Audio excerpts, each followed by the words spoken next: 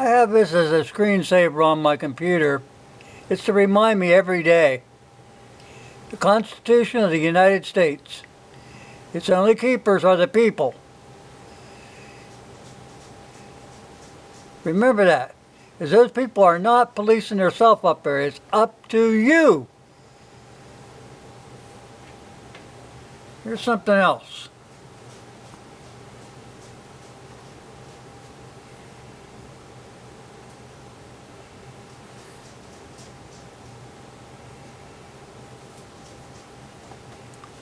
Why am I bringing this stuff up tonight? Well, I was on a chat. We never get political, but tonight we did. They were talking about gun control and jumping through the hoops to go get your concealed carry permit and this going on and that going on. And you got to do all this stuff for the government. And that just aroused every patriotic fiber in my body.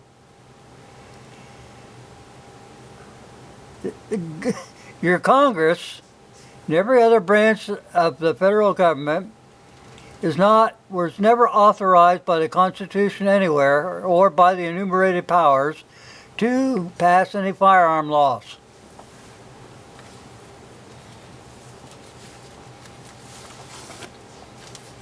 I've said this before and I'll say it again. The framers of our Constitution were all armed American people. They understood that the arms are our ultimate defense in the event the federal government oversteps its bounds. Accordingly, the federal government is nowhere in the Constitution granted authority to abridge, restrict, or infringe in any fashion whatsoever guns and ammunition. Thus, all restrictive laws made by Congress, jumping through hoops and all that stuff, doing background checks, thus all restrictive laws made by Congress and all regulations made by the Bureau of Alcohol, Tobacco, and Firearms are unconstitutional as being outside the scope of powers granted to Congress and to the executive branch by our Constitution. Restriction of arms and ammunition is not one of the enumerated powers delegated to Congress or to the executive branch. Then you always got some nitwit out there that, oh yeah, man, I read the Constitution, they got that necessary and proper clause. Well, what does that necessary and proper clause amount to? It's only what's necessary and proper within the enumerated powers granted to Congress. Firearms is not one of them. And then somebody else will say, oh, the Commerce Clause. You better understand the Commerce Clause. Commerce Clause was only put into place for one reason.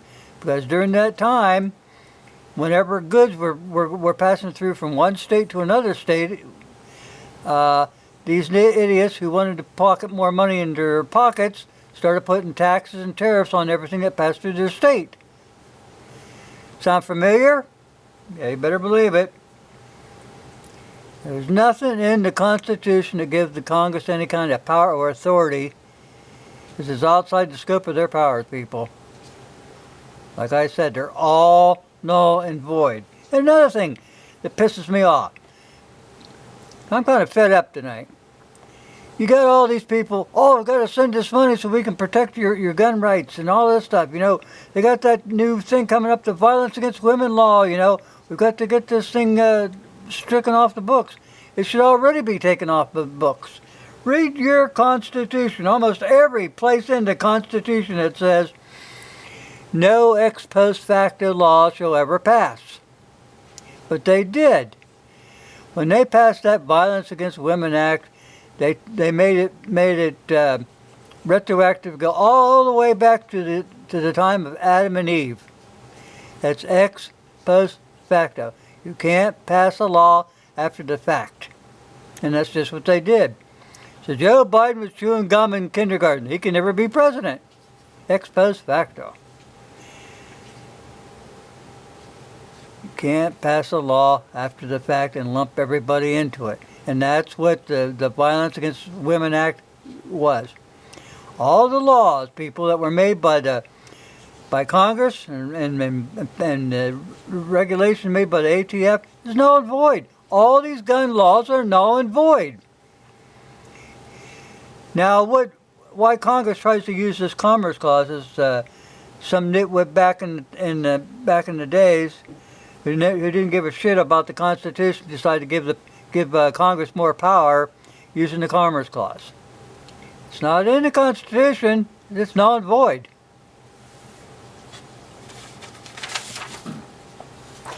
Now, it says the U.S. Constitution is the supreme law of the land, and for any statute to be valid, it must be an agreement. It is impossible for a law which violates the Constitution to be valid. All laws that are repugnant to the Constitution are null and void. Marbury versus Madison. Where rights are secured by the Constitution, there can be no rulemaking or legislation which would arbitrate them. Miranda versus Arizona. An unconstitutional act is not law. It confers no rights. It imposes no duties. It affords no protection. It creates no office. It is in legal contemplation as inoperable as has never been passed. Norton versus Shelby.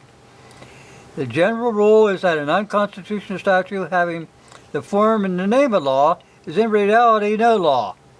It is wholly void and ineffective for any purpose since the Constitution dates from the time of its enactment and not merely from the date the decision so branding it. No one is bound to obey an unconstitutional law, and no courts are bound to enforce it.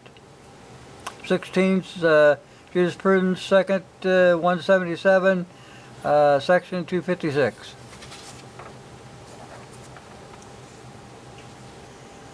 Don't fall into that realm of thinking, oh, well, they're doing it, they're getting away with it. They're breaking the law. It's like that supervisor of police over in Illinois. The people are passing, they got this constitutional carry all ready to go and pass. There's like 60-something to 23 or something like that. And then this nitwit gets up there and he says, oh, we don't want them to have firearms. You know, it'll cause trouble, innocent lives, all this other bullshit.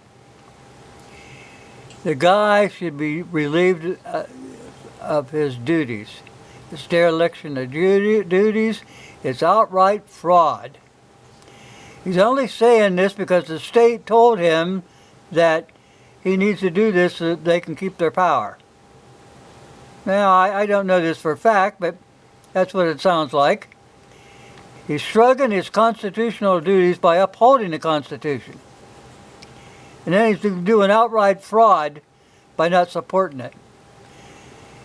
He should be relieved of his job. He should not get any kind of compensation from the state or the people in the form of retirement. It's fraud. Absolute fraud. Give me a second here. Something else I wanted to bring up. You know, Congress and those nitwit lawyers, I won't call them lawyers, and I won't call our Congress honorable either. They keep screwing around and trying to twist the words, like I told you before. So the language of the Constitution cannot be interpreted safely except by reference to the common law and to the British institutions as they were when this instrument, the Constitution, was framed and adopted.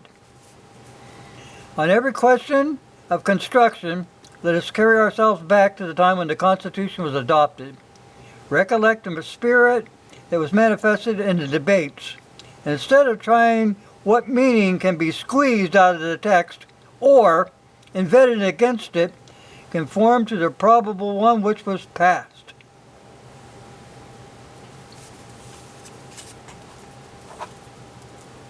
They try to twist the words. You can't let them.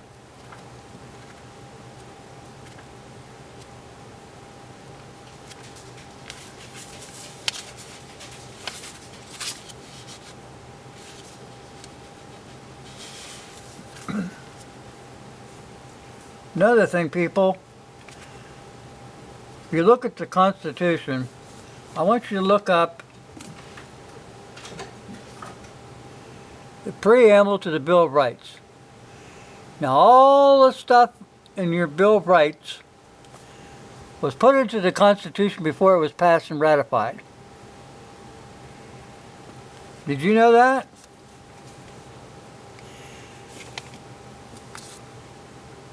Let's see if we can get the date up there. But anyway, what it says is the convention, a number of the states, having at the time of it's 4 o'clock in the morning. The convention of a number of the states, having at the time of their adopting the Constitution, expressed a desire in order to prevent any misconstruction or abuse of its powers, that further declaratory and restrictive clauses should be added.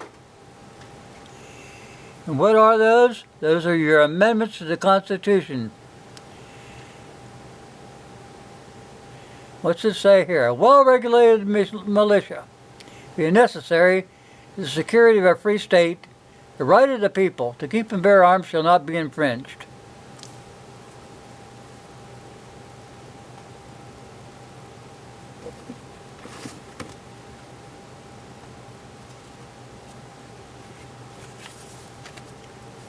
The Second Amendment, people, to the United States Constitution, ratified and preserved for every single American citizen the right to keep and bear arms, and moreover, that neither Congress or any other instrument of the federal government can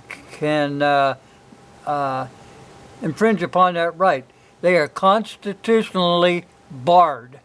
Do you understand that? They are constitutionally barred.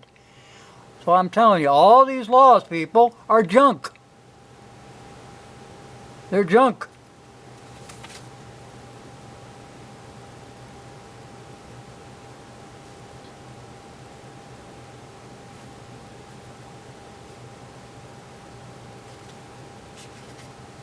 Never accept the government infringing upon your freedoms as necessary or justified.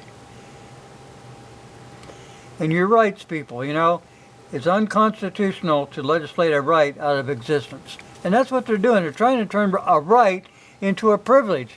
And you're running around, oh, I've got to go get this background check. I got to do all this stuff to get a firearm. No, you don't. That's what infuriates me about the people of America. You're not informed. You're so used to obeying what laws that are on the books that you don't know right from wrong. And you're getting it just as bad as the Congress. Congress is going to do what they want and go, oh, okay, man, it's all right with me. No, it's not all right. It's not all right. And for these doggone Supreme Court back in the 30s to get the Constitution wrong and give this power of guns to the Congress, yeah, that's unreal. You know, they write all these opinions. So what do we call it? What do we call the Supreme Court? The Court of Public Opinions? Go by the Constitution or don't go writing these damn things. Another thing that pisses me off. You know, you got all these people running around going, oh, racism and guns and all this other doggone stuff, and it's stirring up trouble, people getting shot. You had that Farkingham guy running around saying, I need 10,000 black boys to kill 10,000 whites. That's racism. Now, it's also a hate speech, but we never had this stuff about hate speech and all the communism that we've got on until the Clintons were in there. They produced this stuff. They also give you that thing, well, give me a second, people. Let me recollect my thoughts here.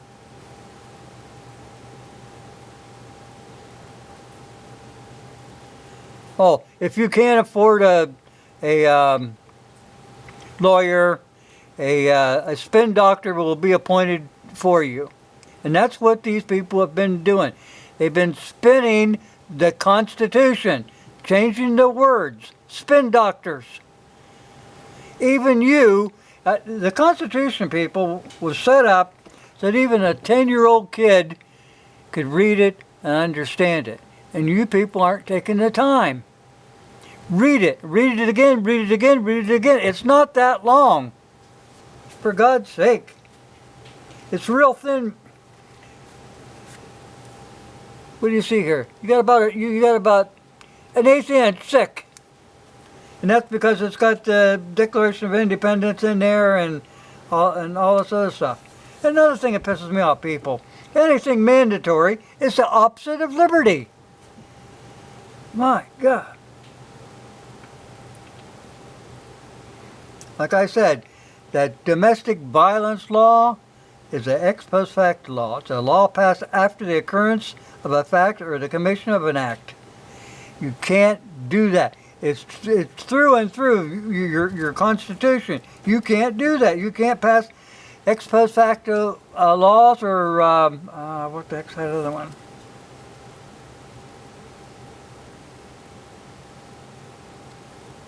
Oh, I forget now. Been a while since I've got into this too.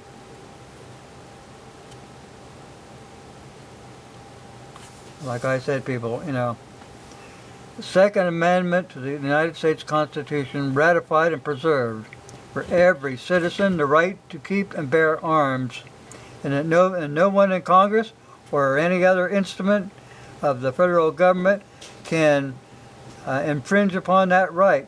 They are constitutionally barred from doing so. Hold them to the Constitution or get rid of them. You are the only people. You are the only keepers of the Constitution. Remember that. Nobody else. They're not going to, you know, watch over themselves, police themselves. You can't regulate any rights away, even in the name of public safety.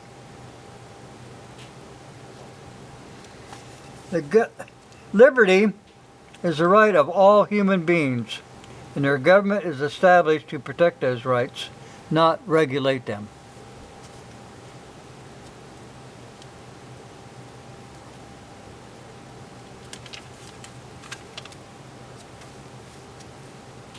Like I said, Congress is bound by the enumerated powers that was granted to them under the Constitution, and they have expanded that control through the Supreme Court. Now, if this Supreme Court that we have now messes this up, I'm sorry, but they're breaking their oath of office, and they need to be taken outside, have a rope around their neck, and hang them for public display.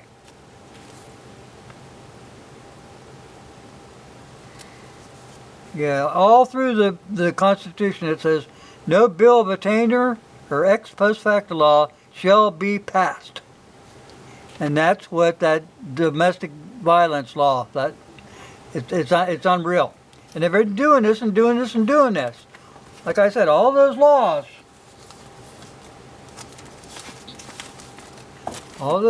are null and void. They never had the authority to do it.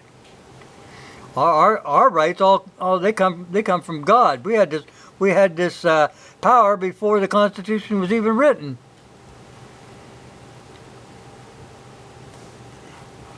Accordingly, the federal government is nowhere in the Constitution granted authority to abridge, restrict, or infringe in any fashion whatsoever guns or ammunition. Thus, all restrictive laws made by Congress, all regulations made by the Bureau of Alcohol, Tobacco, and Firearms are unconstitutional, is outside the scope of powers granted to Congress and to the executive branch by our Constitution. Restrictions of arms and ammunition is not one of the enumerated powers delegated to the Congress or to the executive branch. Well, I think I'm about done.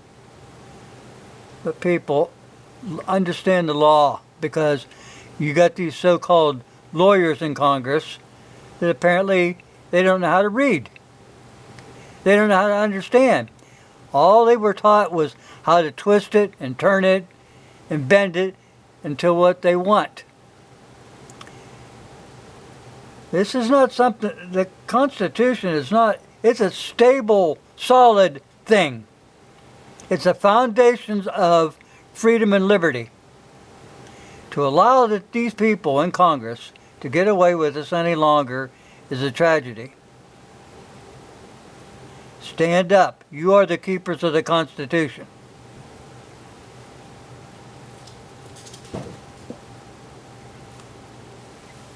Thanks for watching.